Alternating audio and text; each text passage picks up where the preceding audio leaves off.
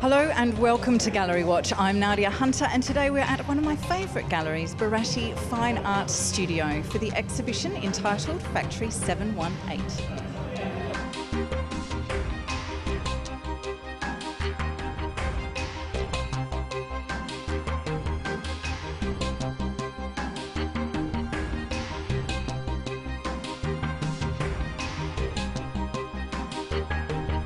You have to do exhibitions that are fun and that you like to get involved with. And I guess the fun this time is being able to put some of my ideas on the wall with a great friend of mine and be able to do a essentially one of my first exhibitions here in Perth with one of my good friends and brothers. So it's a great way to do it. So it's, yeah. And tell me about your time in Beijing.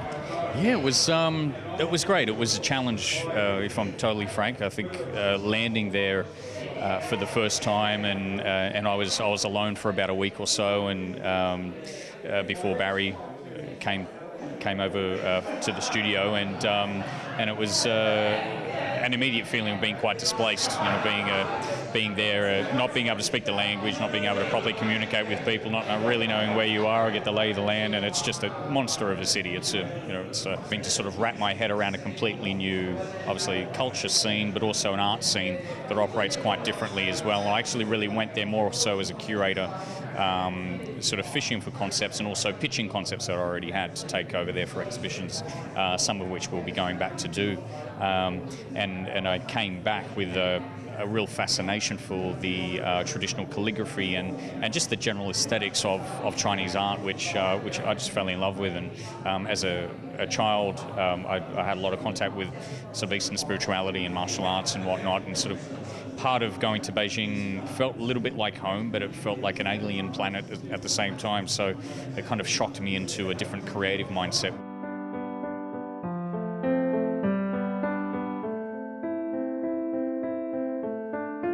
The goal was to go over there and just engage with those early Chinese spiritual traditions and try to deconstruct them from a Western esoteric perspective and also from an artistic perspective.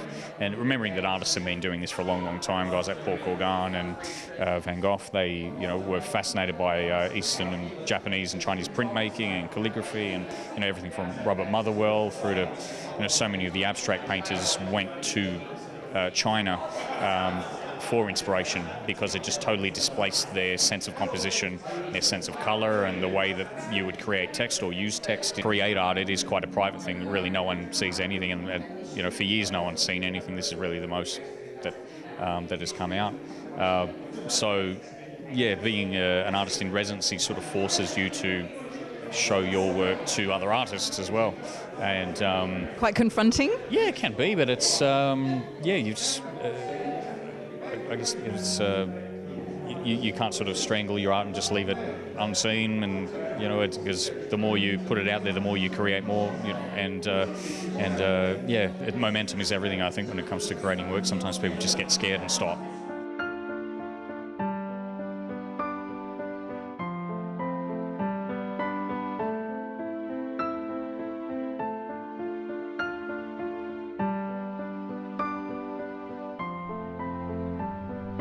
The children up on the wall, the little dolls, the little babies, it's been quite a topic of on everyone's mind. Babies. Yeah, the little spirit babies. I don't find them overly disturbing, to be honest, but a lot of people do. Well, they kind of, they were an interesting find. There's a strip of temple shops in Beijing. There's many temples in Beijing, ranging from Buddhist to Taoist temples to Confucius temples. And near one of the biggest Confucius temple is a strip of shops, and it's basically where people go for their temple equipment. So it's their altars and their beads and the incense and all of that. And in one of the stores, they had these spirit babies, or ghost kids, as they're often called, and they're sort of a very early technique linked to Taoist. Because obviously they're all different.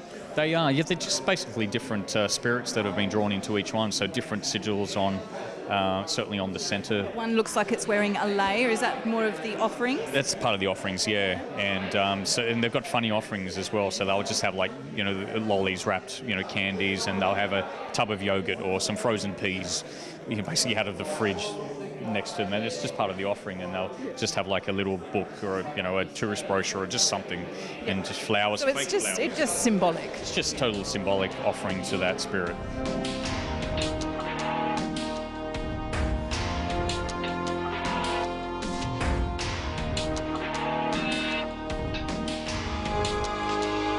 Barry, welcome to Perth.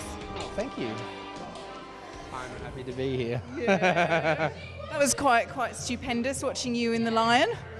Yeah. Well, it was actually a good opportunity for me because, I studied Kung Fu for 20 years, and then, I used to do a lot of that for Chinese New Year in Sydney and train a lot of people. And so one of my Kung Fu brothers was over here, and we sort of rang him up, and he goes, "You gonna jump under?" I said, "Oh well, yeah." So it was a lot of fun. So you've obviously had an affinity with the Chinese for a long time. Yeah, absolutely. From a young age, I think. I mean, initially, I think through martial arts, basically when I was very young, I started Japanese martial arts, and and I did that through my up to my adolescence, and then when I went to university, I moved into Sydney, and I kind of had the opportunity to meet an authentic Chinese Kung Fu master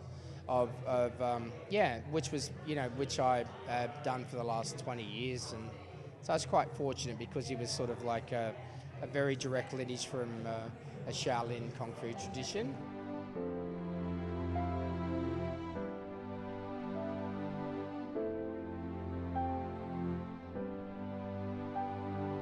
Well, initially, then when Robert and myself were invited to go over to to do a residency at Redgate in Beijing,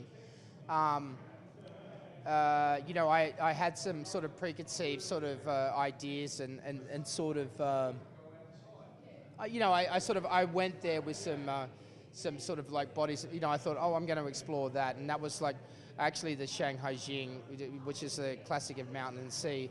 And what that is sort of it's a very old classic that was sort of went over a very long time through China's history. That sort of catalogued, it was like a kind of looking, and it's sort of almost like a imagining of what the lands to the north, south, and east of the borders of China would be like. And there's some very strange parallels. So in their sort of imagining, there was sort of, it's realms of fantastical creatures and also fantastical races. When I went there, I said, well, I would like to sort of, look at the classical Mountain and Sea and look at the mountains to the west, in a sense. It's just in a sense that we're from the west, we're going to China, and then how was the imagining of ancient China saw the west. And so, and these western lands were populated with these, and that's the basis of the paper cuts.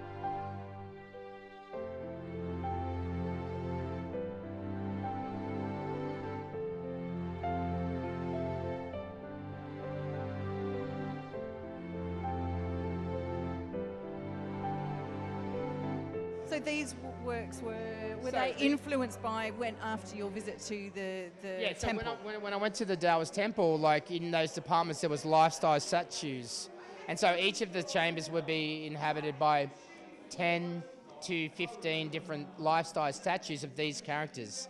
So these are just sort of pretty much my studies and interpretations of some of those characters. Tell me what this one's for.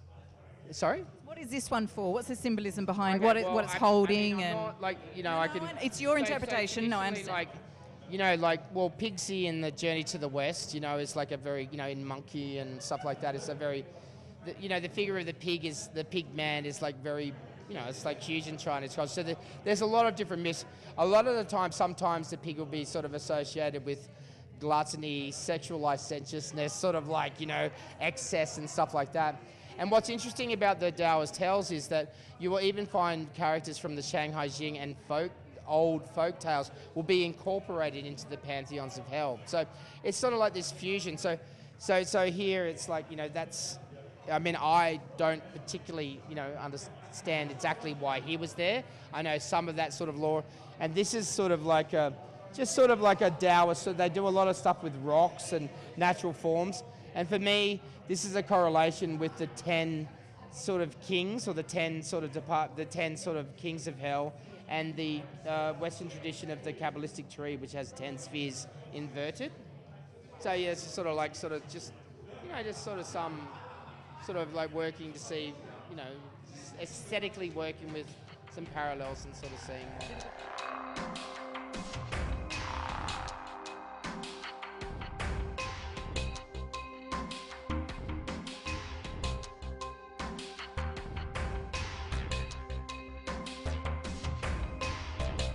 Well, don't go anywhere. We'll be right back with more Gallery Watch after a very short break.